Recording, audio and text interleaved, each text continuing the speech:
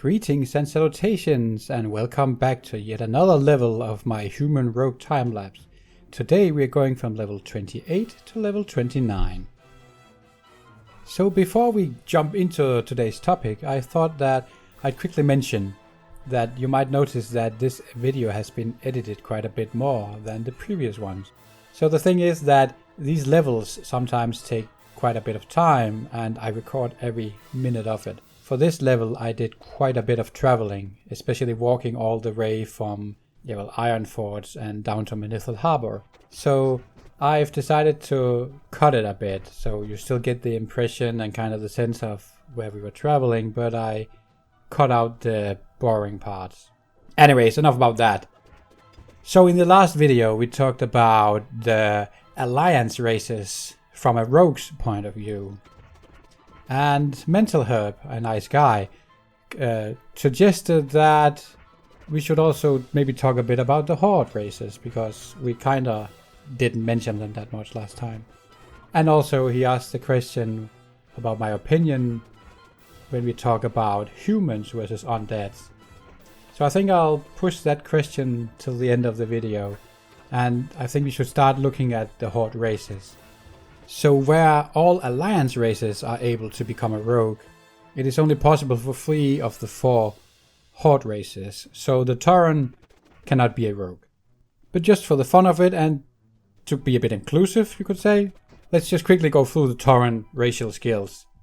So they have a plus 15 bonus to herbalism, which is basically, I think I have the same opinion with that one as I had with engineering on the gnomes.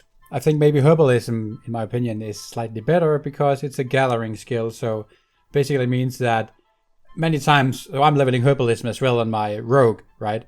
And there are cases where you find herbs that you cannot pick up yet, which is, at least here you have a bit of a head start, so you may actually be able to get those a bit earlier and maybe net you a bit extra cash if you're only gathering, or get your alchemy up a bit faster. So maybe it can be a bit beneficial when we are talking end game for these herbs that are still orange for you at skill 300, because then you avoid this having to try multiple times in some cases. Honestly, I cannot remember if there are even any herbs when you get to that level that are orange for you, but assuming there's a small benefit there.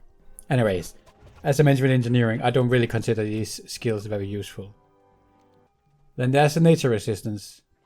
Also last time we talked about resistance skills. I don't really consider them useful, so let's quickly move past that. Then there's a maximum health bonus. So we're not talking rogues here, so let's just generalize. 5% more health is nice, everyone can use health. If you're a tank, definitely. For PvP, it's also useful.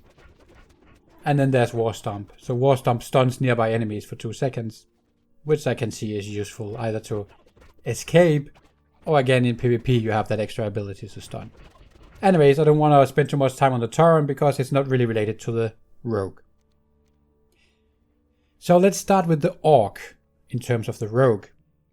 So the Orc has an axe skill bonus of plus 5. So just as the human have that for mace and swords, Orcs have that for the axe. So as a rogue, it's not useful. You don't use axes, period.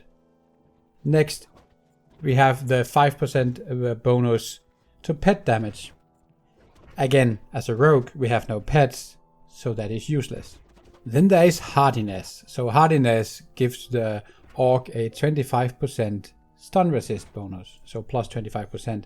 What does that mean? Well, that basically means that there's a bigger chance that you as an Orc will resist stuns. PvE wise, I suppose it has its uses, but in PvP, and definitely being against it as a rogue, can be really annoying, because if you open up with a cheap shot or you use a kidney shot, there's a higher probability that it will fail, which can be quite frustrating. So PvP wise, I think this is quite a good racial ability.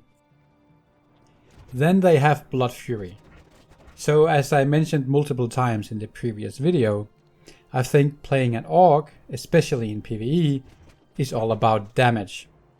So Blood Fury increases your base melee attack power by 25%, which is quite a bit. And the effect actually lasts for 15 seconds, which would go very well together with Blade Flurry and Adrenaline Rush, and especially Blade Flurry because they have the same cooldown of 2 minutes. There's a downside to Blood Fury, and that is that your healing effects are reduced by 50%. So when you're using it in PvE while soloing, you should be aware that for the next 15 seconds you will heal at a lower rate, but while you're in combat that doesn't really matter, as your healing rate is more or less non-existent anyways. So I think that is definitely a useful skill they have here. I don't think it compares to sword specialization for the human rogues at all, but this is definitely good. The thing is, for the orc in general, from a rogue's point of view, that you can't use the axe skill or the pet damage for anything. Moving on to the trolls. So trolls have a flat out damage bonus versus beasts for 5%. That's nice, but it's only beasts, sadly. So it's circumstantial, I would say, but it's not a bad skill to have. Then they have a 5-point bonus to throwing skills and the bow skill. And that's not really helpful. Well, when you're pulling, you have a slight bonus, but it's not really gonna make a difference. So let's just leave that at that and move on to the next one, which is regeneration. So regeneration in general across all classes works a bit differently. The values are different.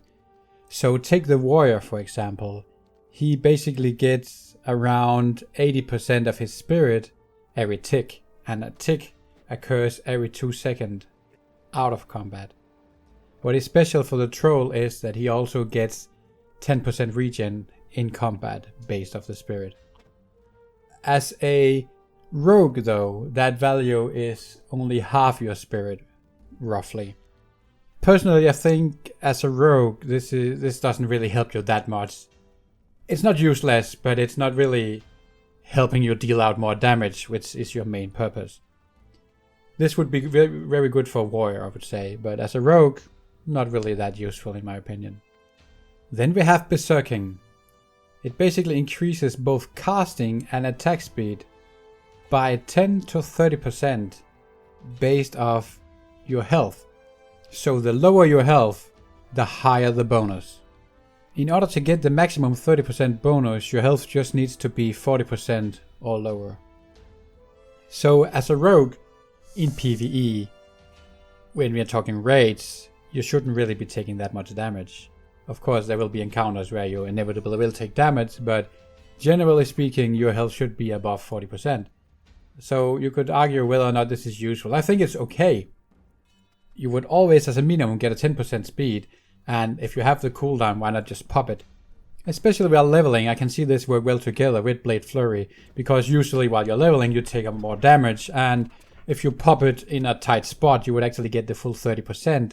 Stack that with Blade Flurry, and you're at, 50%, right? So if you have more mobs on you, you will actually get quite a few extra hits in. So I can definitely see its uses. So let's move on to the last race, the Undead. So the Undead gets a 10-point bonus to Shadow Resistance. I mentioned resistance many times. It's a bonus. There you go. I don't know how useful it is. It's there.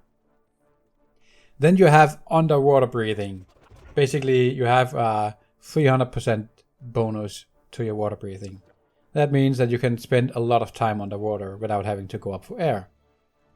Although that is nice, and you get used to it very quickly if you've been playing Undead, it's not really a game changer. There are a few quests where it helps you out, but that's about it. If there's any benefits to it in PvP, I don't really know. Maybe a few circumstances could be nice, but other than that, I don't really see it. Then there is Cannibalize. So Cannibalize basically allows you to eat humanoid or undead corpses. And while doing that, you will regenerate 7% of your total health every 2 seconds for 10 seconds. So that basically means that you regenerate 35% of your health over 10 seconds, on top of your regular regeneration. I think that's a nice bonus to have while you are leveling or while you're grinding or farming. It doesn't really help you that much on a raid or in an instance, but leveling and farming, it can reduce your downtime a bit. If there's any benefits with this for PvP, I don't really know. There might be a few, but nothing I want to go into here, as I'm not really a PvP kind of guy. Then finally we have the Will of the Forsaken. It grants you immunity to charm, fear and sleep when activated. It has a duration of 5 seconds, but it also purges this effect on you when you use it. So before we go deeper into this particular skill, maybe we should take a look at what Mental Herb actually asked, because he actually asked what my thoughts were on undeads versus humans and how I feel that they've been balanced.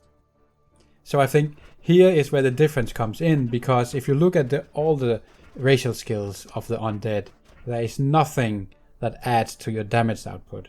Nothing at all. But if you look at this from a PvP point of view, I would say that the undead is superior to the human because of the Will of the Forsaken. So you get the immunity to charm, fear and sleep for 5 seconds and you purge these things on you. This is amazing against warlocks and priests. In comparison of activation abilities that the humans get, it's an increased stealth detection. And I can see it's being useful against other stealthers, but it's not amazing. So how has it been balanced? Well, I would say that if you go PvE, the human is far superior to the undead. And if you go PvP, the undead is definitely the one you should choose. So let's push the question onto you. What do you think? Do you agree that the human is more superior in PvE and the undead is the superior race in PvP? Or do you have a different opinion, maybe a different perspective? I would love to know. Also, do let me know if you have any other questions you would like me to answer or look into. Anyways, I think we timed this perfectly. Here is the level up. Do you like what we're doing here? Let me know. Leave a like, that would be amazing. Also, if you're new here, you should definitely subscribe to tag along so you can join us to 60. Anyways, thank you so much for watching, and you'll see me in the next video.